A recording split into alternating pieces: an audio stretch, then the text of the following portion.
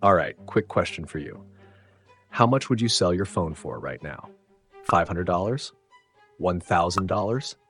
More? What if I told you that your phone, the one you swear you can't live without, is actually worth way less than you think? And the reason you're overvaluing it has nothing to do with the phone itself, but everything to do with how your brain is tricking you. Welcome to the wild world of the endowment effect. It's this sneaky little bias that makes you think your stuff is worth more simply because it's yours. You don't believe me? Let's test it out. Grab something near you, a pen, a notebook, whatever, and ask yourself, how much would I sell this for? Now, ask yourself how much you'd pay to buy it if it wasn't already yours. You're about to realize that your brain is messing with your wallet, your decisions, and even your relationships, and you've been falling for it this whole time. But here's the twist.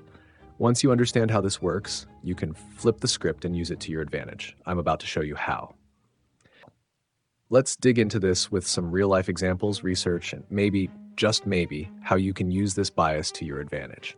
First, let's talk about one of the classic studies behind the endowment effect. Back in the early 1990s, a group of researchers led by Nobel Prize-winning economist Richard Thaler wanted to test how ownership influences value. They gave one group of participants a coffee mug and then asked them how much they'd sell it for. Most of them valued the mug at around $7. Not bad for a free mug, right? Then they asked a second group, people who didn't own the mug, how much they'd be willing to pay to buy it. Their answer? About $3, same exact mug. But to the people who owned it, it was worth more than double what the non-owners thought. Now, this wasn't some one-off phenomenon. It's been replicated in countless studies. And here's why. Once something is in our possession, we start to identify with it. The mug isn't just a mug anymore. It's my mug. It's not about the mug itself. It's about the attachment to ownership. So let's talk about some real-world examples of how this plays out in everyday life. Imagine you're selling your car. It's 10 years old, has a few dings, but to you, it's priceless. You've driven it to family gatherings, road trips, and back home from work every day. So when someone offers you $3,000 for it, you scoff. This car's worth way more than that. But is it? Or are you just falling into the endowment effect trap? This bias isn't just personal. Businesses use it against us all the time. Ever wonder why companies love free trials or let you test products before buying? It's because they know that once you start using something, you'll feel like you own it, even if you technically don't yet. Suddenly, it's not so easy to walk away from that new subscription server, the fancy new phone you've been trying out. The moment you use it, your brain says, this is mine, and I'm not letting go. So let's flip this around. How can you use the endowment effect to your advantage?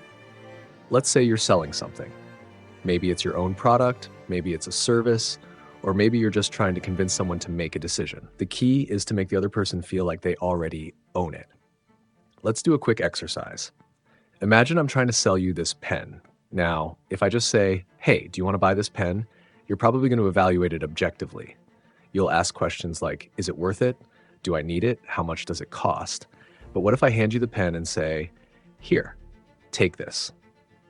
This is your pen now. It's perfect for your notes, and it'll never let you down during those big meetings. By putting it in your hands and talking about it as though it's already yours, I've triggered the endowment effect. Now you start to feel attached to it.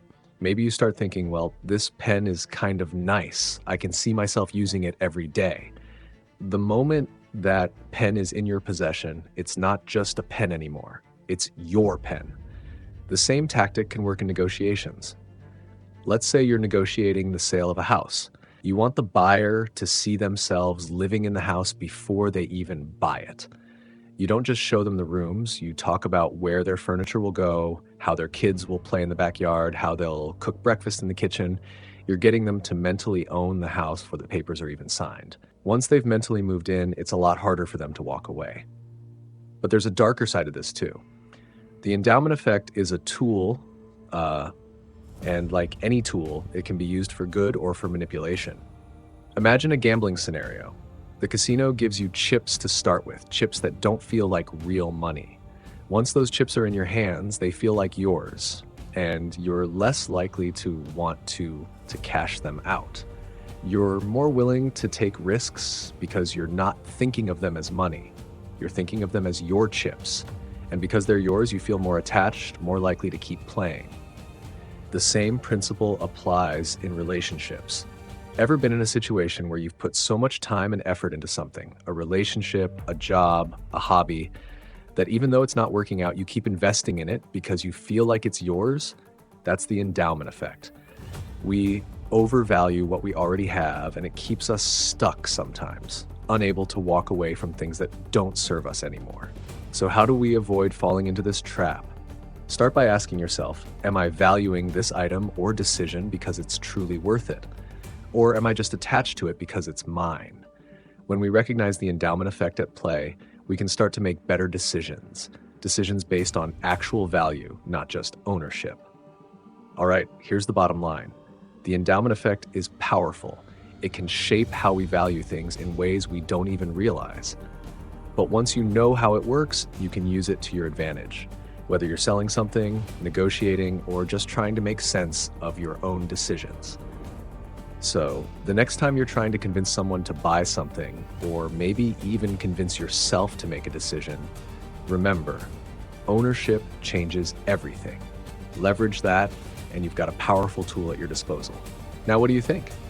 Have you ever fallen for the endowment effect? Let me know in the comments. And if you found this video helpful, hit that like button and just subscribe for more psychology and behavioral economics breakdowns.